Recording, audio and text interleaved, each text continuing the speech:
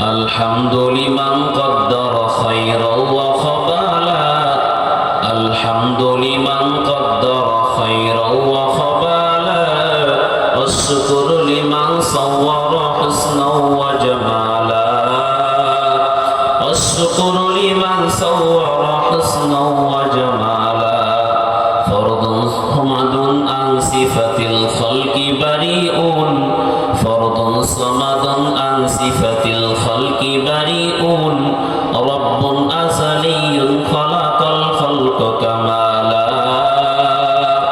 رب أزلي خلق الخلق كمالا لا زد ولا لد ولا هد لمولى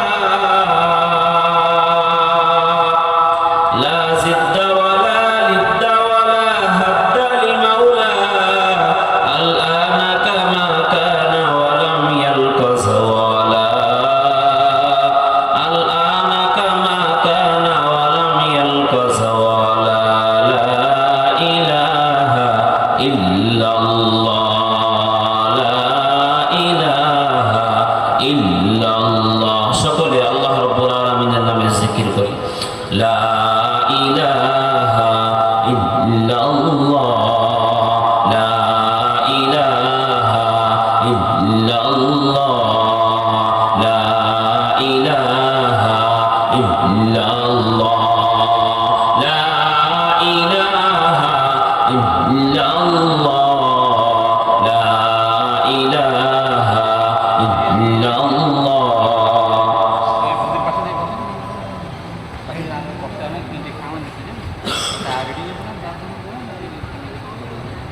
لا إله إلا الله لا إله إلا الله لا إله إلا الله لا إله إلا الله لا إله إلا الله محمد رسول الله صلى الله عليه وسلم يا أيها الذين آمنوا توبوا إلى الله توبة نصوحا الله رب العالمين ডাক দিয়ে বলেন এ দুনিয়ার ঈমানদার দুনিয়ার মুসলমানদের দলেরা তোমাদের গুনাহের জন্য তোমাদের পাপের কারণে গুনাহের জন্য পাপের জন্য তোমরা আমি আল্লাহ রাব্বুল আলামিনের দরবারে খাঁটি নিয়তে ইখলাসের নিয়তে তওবা করো রব্বুল আলামিন পরের আয়াতে বলেন আসা রাব্বুকুম আইয়ারহামাকুম আশা রাখতে পারো আমি রব্বুল আলামিন তোমাদের তওবা কবুল করতে পারি তাফসীরের কিতাবের ভিতরে এই আয়াতের তরজমায় মুফাসসিরিন কেরাম লিখছেন ইয়া আইয়ুহাল্লাযীনা আমানু তুবু ইলাল্লাহি তাওবাতান নাসুহা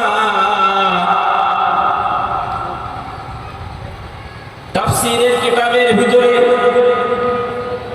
পয়গম্বর মূসা আলাইহিস সালাতু ওয়াস সালাম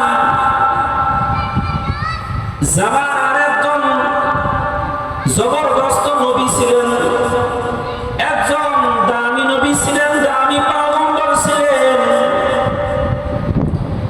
তাফসীরের কিতাবের ভিতরে আসছে পয়গম্বর মূসা আলাইহিস সালাতু ওয়াস সালাম একদিন উনি বসে আছেন এমন সময় ওনার কওমের লোকদের মধ্যে কিছু লোকেরা পয়গম্বর মূসা আলাইহিস সালাতু ওয়াস সালামের কাছে আসছে এসে বলতেছেন ও পয়গম্বর আপনি আমাদের জামানার নবী আপনি একজন পয়গম্বর আপনি আল্লাহর একজন বন্ধু ও পয়গম্বর আপনার কাছে আমাদের একটা দাবি আপনি একটু আল্লাহ রাব্বুল আলামিনকে বলুন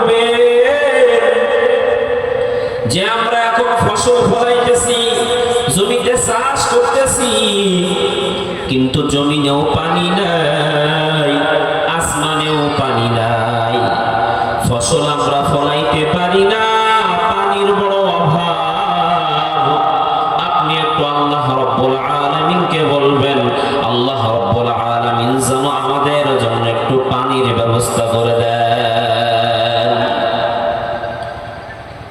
পয়গম্বর মুসা আলাইহিস সালাতু ওয়াস সালাম এবার ওই কওমের লোকদেরকে বলতেছেন, আমি আল্লাহ রাব্বুল আলামিনকে বলবো, কিন্তু একা নয়, চলো আমরা সকলে মিলে পাহাড়ের উপরে উঠি, ওখানে খোলা ময়দানে আসমানের নিচে রব্বে কারীমের কাছে আমরা পানির জন্য দোয়া করব, দরখাস্ত করব।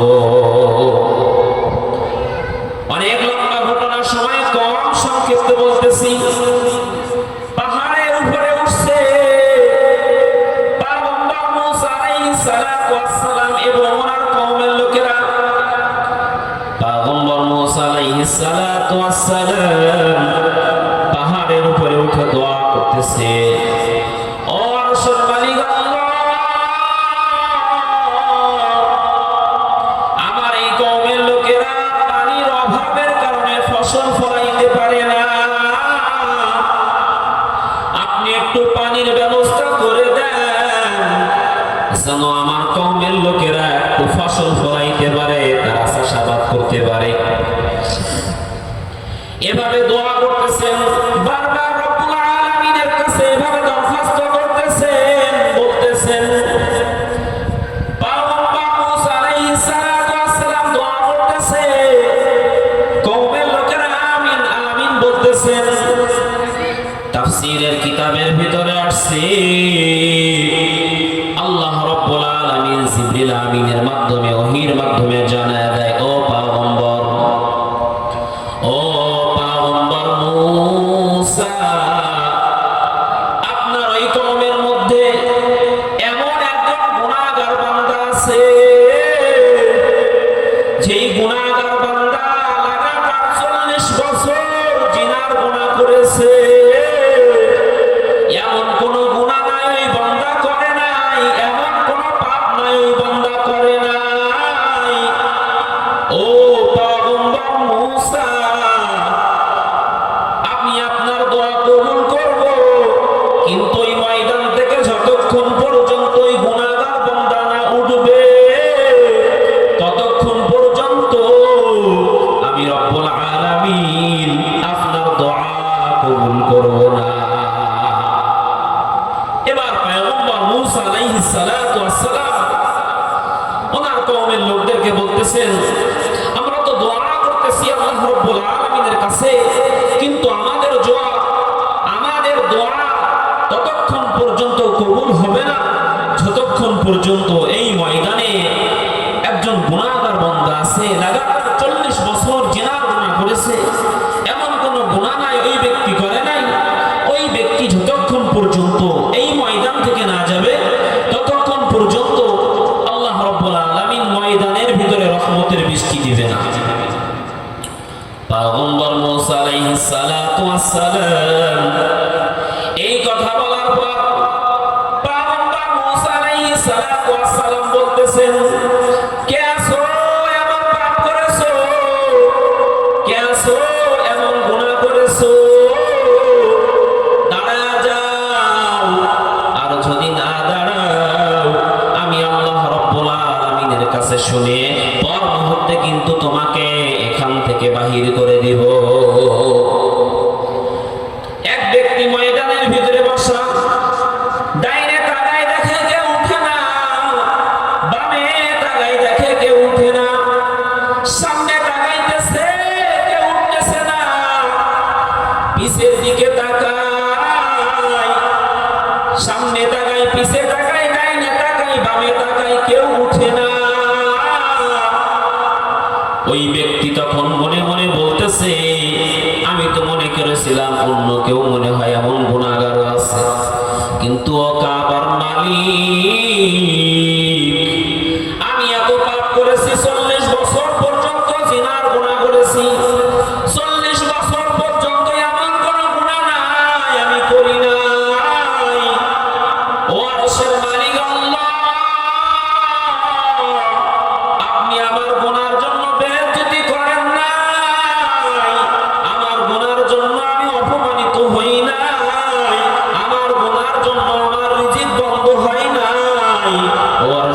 মালিক আল্লাহ, আজকেও আপনি আমাকে বেইজ্জতি করায়েন না, আমি তওবা করতেছি, আর গুনাহ করব না। এমন ভাবে ওই ব্যক্তি কাঁদতেছে আর বলতেছে, ও আরশের মালিক আল্লাহ, আমার মতন গুনাহগার বান্দা আপনার অভাব নাই, কিন্তু আপনার মতন দয়ালু মালিক আপনি ছাড়া আমার কেউ নাই। ও আরশের মালিক আল্লাহ, আমার জিন্দেগির গুনাহগুলো মাফ করে দেন। এ জীবনে না করিলাম বন্দেগি, এ জীবনে না করিলাম বন্দেগি, গুনাহ করে কাটাইলাম জিন্দেগি, গুনাহ করে কাটাইলাম জিন্দেগি। তওবা করছি, তওবা করছি, আর তবু না করব না, মাফ করিয়া দেন গো মাবুদ রব্বানা, মাফ করিয়া দেন গো মালিক, সব গুনাহ সকলেরই দরজা হইতে আল্লাহ ফিরিয়া সকলেরই দরজা হইতে আল্লাহ ফিরিয়া আপনার দরজায় রইলাম পড়িয়া, আপনার দরজায় রইলাম পড়িয়া।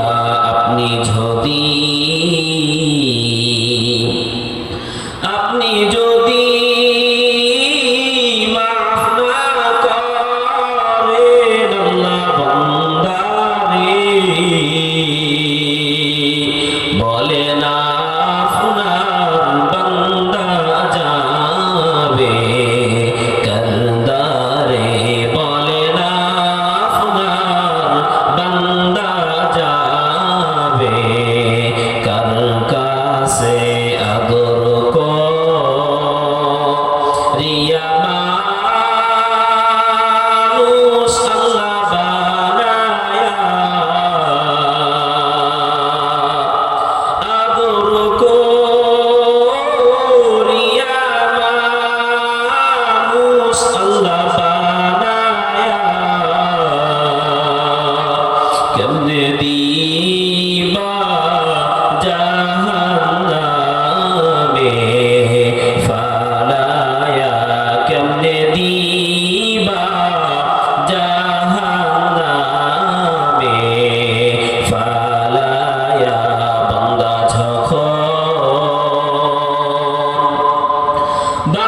যখন জাহান্নামে আল্লাহ চলিবে, ও গো মাওলা কেমনে চায়া দেখিবে, ও গো মাবুদ কেমনে চায়া দেখিবে। এমন ভাবে কান্নাকাটি করতে করতে হঠাৎ করে আসমান থেকে রহমতের বৃষ্টি জমিনের উপরে বর্ষণ হয়। পয়গম্বর মূসা আলাইহিস সালাতু ওয়াস সালাম আল্লাহ রাব্বুল আলামিনকে বলে, ও আরশের মালিক আল্লাহ, আপনি তো বললেন এই ময়দানে একজন গুনাহগার বান্দা আছে, এই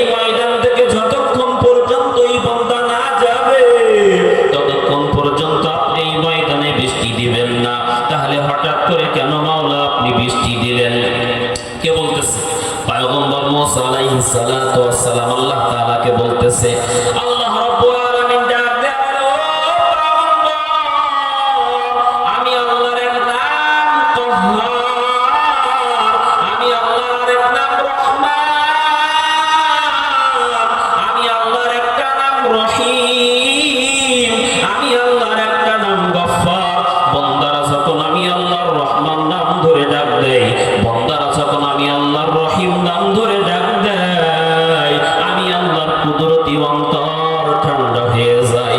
যখন কোন গুনাহগার বান্দা, কোন পাপী বান্দা তওবা করে আমি মালিকের কাছে মাফ চাই, আমি মালিকের কুদরতি অন্তর ঠান্ডা হয়ে যায়। আমি মালিক, ওই বান্দা তওবা করতে দেরি হয়, কিন্তু আমি মালিকের অন্তর ঠান্ডা হয়ে ওই বান্দার জিন্দেগীর গুনাহ মাফ করতে দেরি হয় না।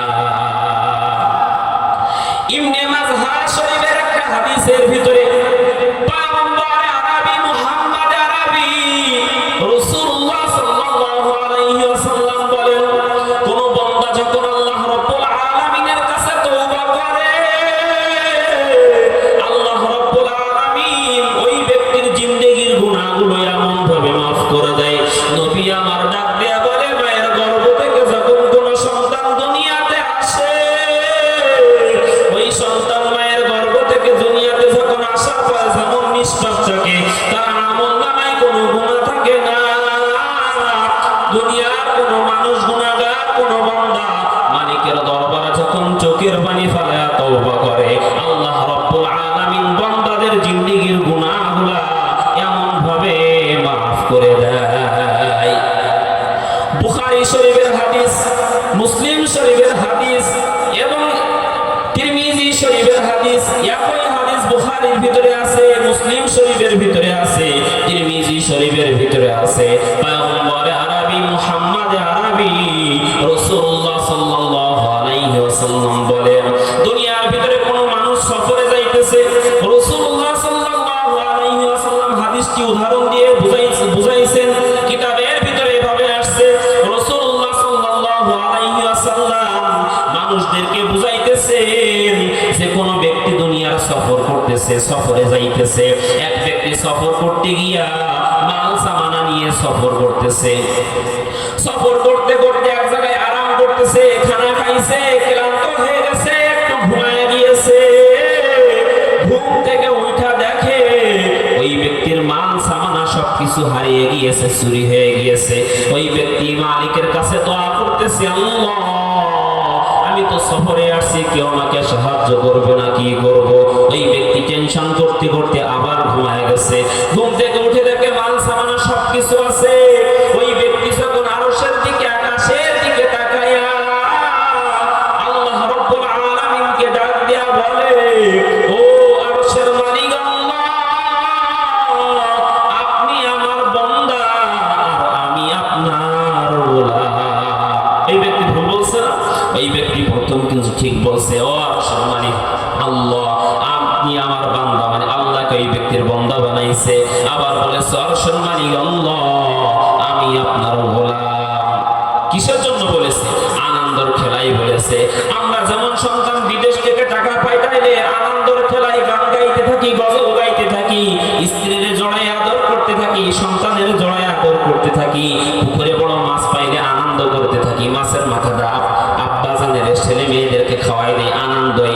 রাসূলুল্লাহ সাল্লাল্লাহু আলাইহি ওয়াসাল্লাম বলেন, ওই ব্যক্তি আনন্দের খেলাই যেমন ভাবে আল্লাহ রাব্বুল আলামিনকে নিজের বান্দা বলেছে আর নিজেকে আল্লাহর গোলাম বলেছে, আল্লাহ রাব্বুল আলামিনের দরবারে কোন বান্দা, কোন গুনাহগার বান্দা, কোন পাপী বান্দা মালিকের দরবারে যখন তওবা করে, ওই ব্যক্তি যেমন খুশি হয়েছে আল্লাহর দরবারে তওবা করার কারণে, চোখের পানি ফেলানোর কারণে, আল্লাহ রাব্বুল আলামিন তার থেকে কোটি কোটি গুণ খুশি হয়। দুনিয়ার মানুষের কাছে চাইলে তো মানুষ রাগান্বিত হয়ে যায়, বারবার যাইবেন তো মানুষ রাগান্বিত হয়ে যাবে, কিন্তু মালিক বলেন, উদউনি আস্তাজিব লাকুম, বান্দা কি চাও, কি লাগবে আমাকে বলো, আমি মালিক তোমার সব চাওয়া পাওয়াগুলো পুরা করে দিব। তাহলে কার কাছে যেতে হবে? মালিকের কাছে যেতে হবে, পারা যাবে ইনশাআল্লাহ। আল্লাহ রাব্বুল আলামিন আমাদের সবাইকে বেশি বেশি রব্বুল আলামিনের কাছে কাছে দোয়া করার তৌফিক দান করো। আজ তো মানুষ দোয়া করতে চায় না, দুনিয়ার কাজ কামে লিপ্ত থাকি। কোন মানুষ বুকে হাত দিয়ে বলেন তো যে কয়দিন দিনের ভিতরে কয়বার রবের কাছে দোয়া করেছেন? হয়তো একবার না হলে মোটে না, দুইবার দোয়া খুব কম করেন। ইমাম সাহেবের ঠেলায় পড়ে নামাজের পরে একটু দোয়া করেন, তাছাড়া আর দোয়া করার কোনো খোঁজ থাকে না। তো আল্লাহ রব্বুল আলামিন আমাদের সবাইকে বেশি বেশি রব্বুল আলামিনের কাছে দোয়া করার তৌফিক দান করুন। সকলে